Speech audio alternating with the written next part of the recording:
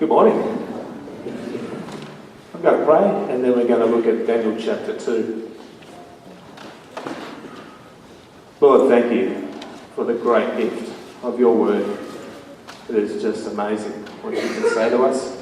And Lord, we pray that you'd speak. Lord, it's a mystery that you can speak through the words of a humble pen. And Lord, I pray that you would just open hearts and minds to hear from your word this morning, Lord. Give me the words too, Lord, I pray, by the Spirit, Lord. Amen. I want to just ask a question to start out this morning. Have you ever been thrown into a place of uncertainty, where everything has been taken out from underneath you, all that you felt secure, all that you've never known? Just think about that time. Just replay it in your mind. And I just want to share a story of when Mel and I were in that situation. We'd just been married. Things were pretty good. About 3 months into our marriage, I had a stable job, full-time job, and Mel had a part-time job that she was really enjoying as well. The stresses of planning the wedding had gone, so we were pretty pleased about that. Not that it's a bad thing. We were easing into life together. Our first child was on the way. We just discovered that Mel was pregnant with Samuel. Things were looking really good. But then, along came the unknown. I was at work one day, packing some shelves, and this extraordinary darkness came over me. I was just compelled to head straight home. Couldn't stop, just off. I headed home and laid down on the bed, and Mel came to look after me, see what was going on, and not long after that I went into a violent seizure. Mel quickly called the ambulance. It took multiple ambulance officers to hold me down and rushed me off to hospital. This was a stressful time indeed. We had a lengthy hospital stay and a lengthy respite at home. Mel wasn't sure what was going on. I wasn't sure what was going on. We were in a place of unknown. I want to say this morning, Mel and I aren't the only ones. I'm sure you can think of times when you've been in unknown times where you're not sure what's going on. What's God doing? What am I doing? I just want to talk this morning about two other people in that position in the book of Daniel. One of them's an exile from the kingdom of Judah. The other one is the one who's come and conquered his kingdom of Judah. Very different men in very different places. But both of them are really susceptible still to unknown circumstances coming upon them. So let's start with Daniel. When does his journey into the unknown begin? He's taken from his country to a distant land. We talked last week about how Daniel has been taken along with all his countrymen from Israel to the far distant land of Babylon, along with all his country. But at the same time, he's done pretty well for himself there. He's got promoted by the king. He's made a stand for his God. This is good. So let's just picture him here in his comfortable government job, but still with that anxiety of exile, not being in the place that he's meant to be. And all of a sudden, the unknown comes upon him. He's just settling for a night's sleep. Just imagining. The eyes are getting heavy. It's pretty easy for us children to know about the eyes getting heavy. The eyes are getting heavy. And there's a knock at the door. A loud rap. Who is his night caller? And he goes to the door, heads to the door, and opens up the door. Who is it? It's the captain of the king's guard, the king's top brass. And he's got this gravest of grave looks on his face. This is Ariel, and he's got a message for Daniel. So why is it such a man coming in such a time and in such a way to Daniel? We'll leave Daniel there for a moment. And we'll go to the king, the other man we were mentioning. His name's Nebuchadnezzar. And we'll see where his journey into the unknown begins. He's the one in charge of the whole Babylonian Empire. We heard last week about how powerful this man is. The greatest kingdom of the time. What could possibly disturb him? He's completely in control here. The Babylonians have just crushed the great empires of Assyria, Egypt, and even this little kingdom of Judah. The whole region is under their control.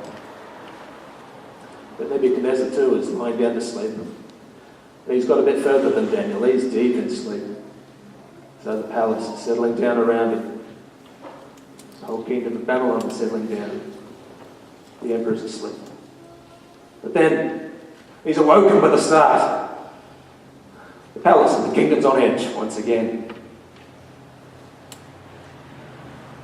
What's happened? He's had a dream, but not just any dream. This is terrifying. It's woken him from his slumber with just terror, sheer terror, and unknown. He's meant to be in control here. He's meant to be the one running the place. And yet, he's out of control. Where's his power gone? Where's his authority gone? The dream, the vision that he receives in this dream threatens all this. I'm going to read from Daniel 2:31. Just if you've got a Bible there, open it up. It's going to come up on the screen here as well. Just wait for a minute. So here's this vision that terrifies Nebuchadnezzar.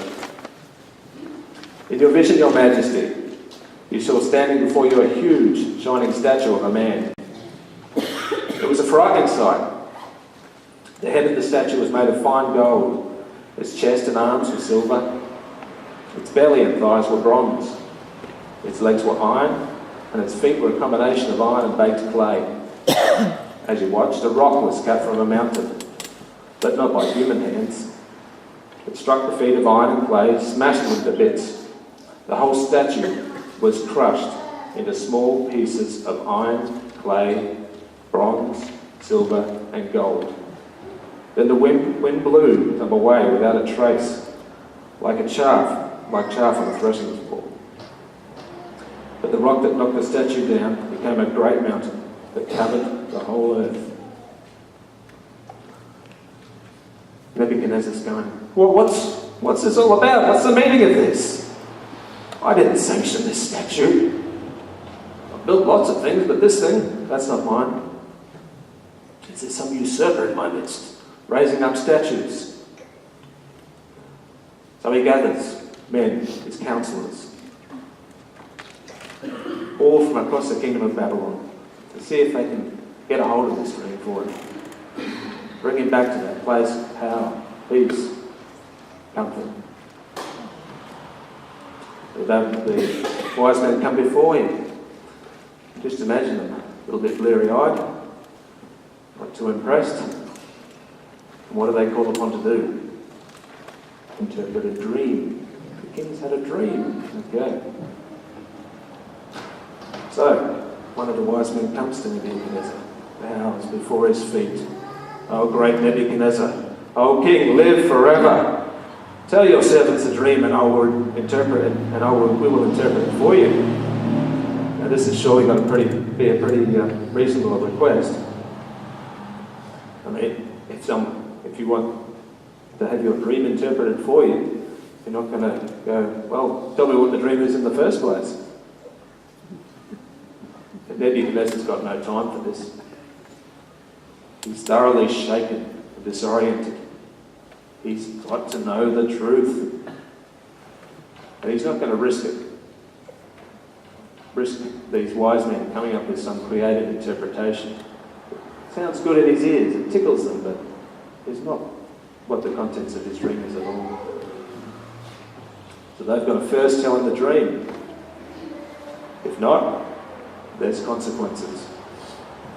They're going to be cut to pieces. Their houses are going to be destroyed. So we'll leave Nebuchadnezzar there with the wise men in that moment. And we're going to come back to Daniel. Remember him at the door with Arioch, the captain of the king's guard? Daniel's had revealed to him why he's been summoned at the knock at the door. And he's got to have this dream revealed to him. The king's had a dream and he's got to reveal what it is. So there's certainty. He knows what he's got to do. But once again, there's more uncertainty for Daniel. This uncertain man in exile, faced with this unknown at the knock at the door, and now he's got to work out what this dream's all about. He or one of the wise men. So what does he do? Does he keep his mouth shut? He can't keep his mouth shut. He's got to say something. If he doesn't say something, he's signing his own death warrant. So Daniel talks. He talks with Arioch. Arioch, mate, can you get me an audience with the king? And he convinces Arioch with wisdom. And Arioch manages to get him an interview with the king. He also talks with his friends, Hananiah, Mishael, Azariah, which I heard about last week. And finally, he comes before the king, Nebuchadnezzar, this man who we've said is in this worked up state of anxiety. So what's the way forward for Daniel here?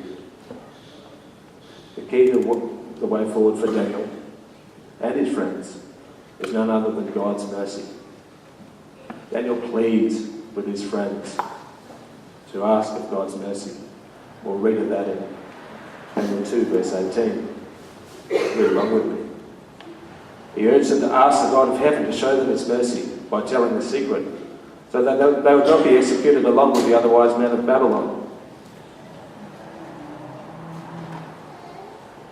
So God gives mercy. God gives revelation to Daniel. The revelation of the dream and the power to save many lives, including his friends, and all the other wise men. God has revealed the dream and its interpretation. And Daniel makes real clear on this. So here God reaches beyond all the uncertainty that will consume Daniel and Nebuchadnezzar and his friends. And he reveals that he is indeed the one who is above all, the great revealer, the great king.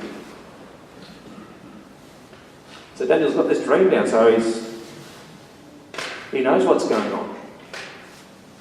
But this is not the best of interpretations to receive.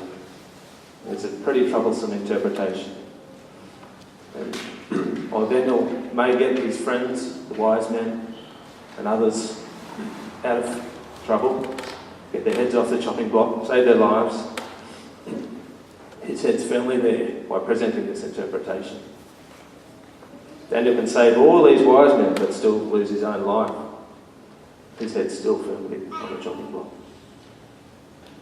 This interpretation will place him bang smack in the path of the wrath of this great king Nebuchadnezzar. But he comes before Nebuchadnezzar a second time. He delivers this interpretation to him. We'll read the first part of the interpretation to verse 36 and 38. Daniel says, "Your Majesty, you are the greatest of kings. The God of heaven has given you sovereignty, power, strength, and honour. He's made you the ruler over all the inhabited world, and has put even the wild animals and birds under your control. You are the head of gold." Just imagine Nebuchadnezzar. He's stressing out of his brain, and Daniel's given this great encouragement to him. You're the king. This head of gold, that's you. This is good news. Okay, we're back on track. Nebuchadnezzar's back in the driver's seat. But there's more. Let's read on as Daniel shares more with the king. But after your kingdom comes to an end, another kingdom inferior to yours will rise up to take your place. After that kingdom has fallen, yet a third kingdom, represented by bronze, will rise to rule the world. Okay, now what's Nebuchadnezzar thinking? Yeah, not so good. The anger might be beginning to rise in him. I'm still in control here, but there's these other kingdoms rising on the scene after me. So we read on as Daniel delivers a further part of his interpretation. Following that kingdom, there will be a fourth one, as strong as iron. That kingdom will smash and crush all previous empires, just as iron smashes and crushes everything it strikes. Okay? You're going to have a pretty unhappy king before you now. I think his blood's starting to boil. My legacy is going to be smashed to pieces. Lucky there's more for Daniel. It doesn't end there. Let's read on as Daniel tells the king about the setting up of the kingdom of God. This is in Daniel chapter 2, 44 to 45. During the reigns of those kings, the God of heaven will set up a kingdom that will never be destroyed or conquered. It will crush all these kingdoms into nothingness, and it will stand forever. That is the meaning of the rock cut from the mountain, though not by human hands. It crushed to pieces the statue of iron, bronze, clay, silver and gold. The great God was showing the king what will happen in the future. The dream is true, and its meaning is certain. Once again, let's go back to Nebuchadnezzar. What's going on? Previous interpretation, his blood's boiling. My kingdom is threatened. But look at what happens. Barbara read to us about what happened. In Daniel 2:47 to 48. The king said to Daniel, "Truly, your God is the greatest of gods. The Lord over kings, a revealer of mysteries. For you have been able to reveal this secret." And the king had appointed Daniel to a high position. He gave him many valuable gifts. He made Daniel ruler over the whole province of Babylon, as well as chief over all his wise men. To turn around. Nebuchadnezzar's posterity has been absolutely obliterated. His palace, his empire, his legacy, the great buildings. Think of the hanging gardens. They're his. But that Daniel is lifted up. Daniel had brought this message of immediate glory, the final destruction of Nebuchadnezzar's kingdom. And what does Nebuchadnezzar do? He falls at the feet of Daniel. He gives praise to Daniel's God. He lavishes Daniel with gifts and high position. This is a huge turnaround. God's kingdom has been proclaimed. And what does God's kingdom look like? I don't imagine it's anything like Nebuchadnezzar or Daniel had in mind as they lay down to sleep that night. Both these men have been seized by the truth of God's reign, as this God's tumbled them both in the unknown, only to reveal something of how he operates. Nebuchadnezzar's had a terrifying dream. Daniel's been tumbled into tumultuous circumstances. But God has been at work in all this, including the amazing revelation of the dream and its interpretation. So what does this kingdom of God look like for you and me, here and now? It's certainly not always worked out in places of certainty and comfort. We're just going to move forward from the time of Daniel. About 600 years later, a man named Jesus was walking the earth. What did Jesus have to say about the kingdom of God? The kingdom of God, the things that Jesus has said, can take on almost an invisible outworking. I just want to share a couple of brief stories that Jesus told from Luke chapter 13, verse 18 to 21. Just read along with me. You can flip over to Luke. So Jesus says, "What is the kingdom of God like? How can I illustrate it? It is like a tiny mustard seed that a man planted in a garden. It grows and becomes a tree, and the birds make nests in its branches." And Jesus also asked, "What else is the kingdom of God like? Is it like the yeast? It is like the yeast a woman used in making bread. Even though she put only a little yeast in 3 measures of flour, it permeated every part of the dough." These stories that Jesus has told, they're called parables. And Jesus often uses them to flip things on their head. He'll have an audience of people come to him with an idea, something that they've conceived in their mind before coming to Jesus. And he'll tell a story. And then that story will connect with what they know. The people around Jesus are going to know what a mustard seed is. They're going to know what yeast is.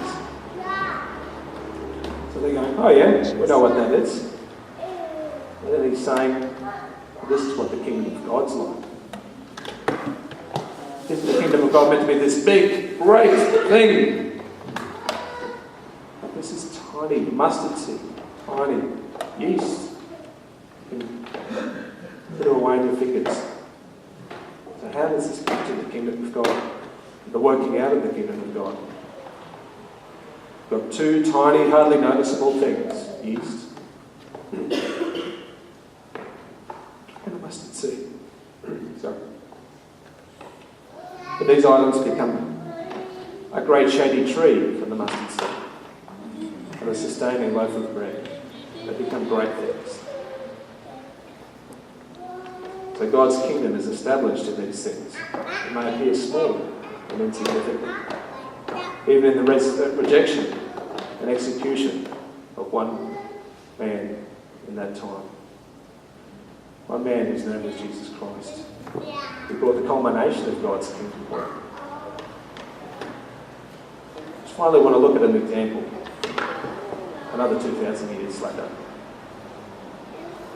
We saw this example, or a reenactment from this man's life yesterday, if we watched the opening ceremony of the Olympics.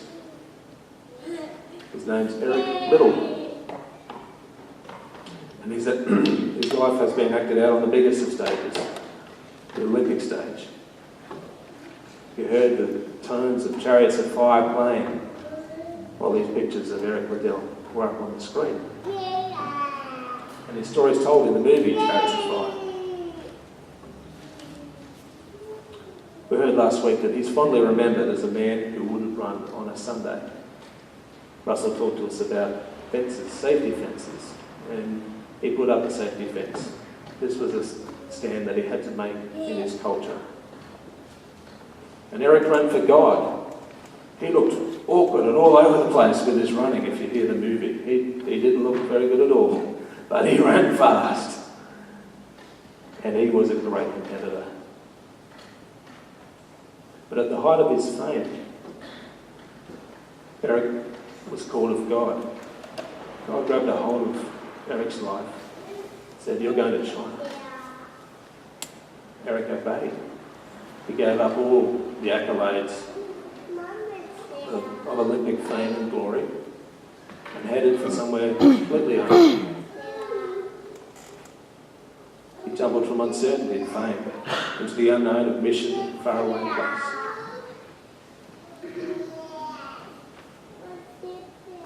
Let's come back to our first question.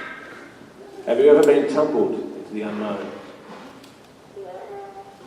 Into a place where you just don't know what was going on? The kingdom of God will take us to places such as these, where things are not always as we expect them to be. Think of the stories that we've heard. Think of Daniel. Think of Nebuchadnezzar. Think of my wife Mel. Think of Ashley and Sean as they've all shared with us stories of God's kingdom being worked out in them. How did each of these people respond to where God has placed them? Just reflect on this. On today's Bible reading, with those two responses of Daniel and Nebuchadnezzar, how they responded to God's kingdom being revealed in them and to them. How Mel is responding. What's your response to where God has placed you in this kingdom work? Just want to ask, finally, are we building great defences as Nebuchadnezzar against the inevitable unknowns of God's kingdom? Or are we embracing our King of Kings in times of uncertainty and insecurity, in times of peace and prosperity alone? Thank you.